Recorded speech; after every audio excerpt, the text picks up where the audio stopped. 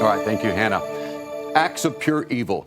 Those were the words from a judge today before he sentenced a teenager to the maximum time in prison that he was allowed for murdering 4 family members. Eyewitness News reporter Leslie Rubin is live in studio after hearing from one of the victim's parents and what state law prevented the judge from being able to say Gavin Smith would never be eligible for parole. Leslie?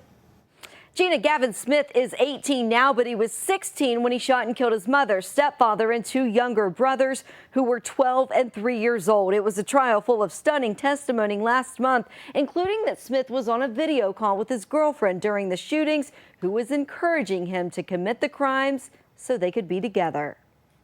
There's days that I do anything to take it back. A brief and emotionless apology from Gavin Smith before asking the judge for leniency. I'm begging you, if you do grant this alternate sentence Mr. Sullivan's talking about, you won't have an issue on me because I never was involved with it all until December of 2020. But if it was a break Smith was looking for while facing the possibility of 3 lifetime sentences for first-degree murder, 40 years for second-degree, and another 10 for using a gun to commit the crimes, it wasn't coming today. You executed your mother and stepfather by shooting them in the head while they were asleep. Then you executed your 2 brothers by shooting them in the head, the youngest which was hiding under his crib. Your actions can only be described as an act of pure evil.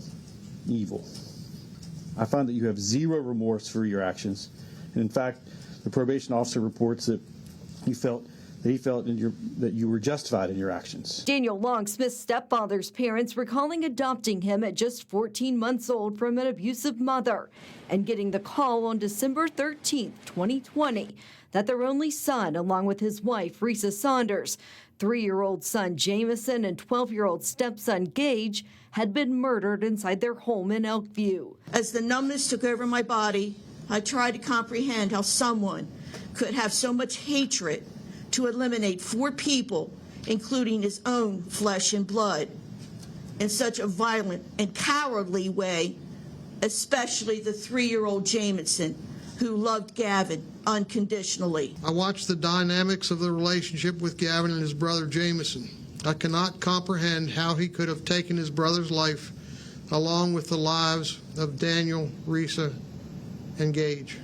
The defense said the home was a pressure cooker that Smith was trapped inside. Long's parents pointing out that the only people who could have defended accusations raised at trial were dead, and their lives had been destroyed in the process. Holidays will never be the same.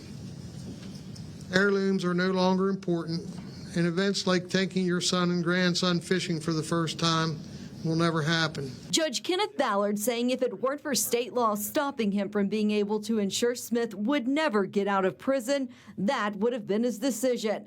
But since Smith was 16 when the crimes were committed, he'll automatically be eligible to see a parole board in 15 years. Ballard ordered the maximum for each crime to be served consecutively, one after another. You murdered your entire family in cold blood, Mr. Smith. You may remember the verdict in this case was a little unique. Jurors found Smith guilty of a lesser crime than first-degree murder, but just for killing his 12-year-old brother. Now, after that trial, we exclusively talked to a juror who explained the reasoning behind that verdict. You can watch that story right now on WCHS-TV.com. Reporting live in the studio, Leslie Rubin, Eyewitness News.